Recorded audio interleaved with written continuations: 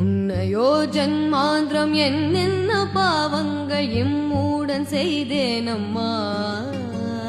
மெய் என்று பொய் சொல்லி கைதனில் பொருள் தட்டி மோசங்கள் பண்ணினேனோ.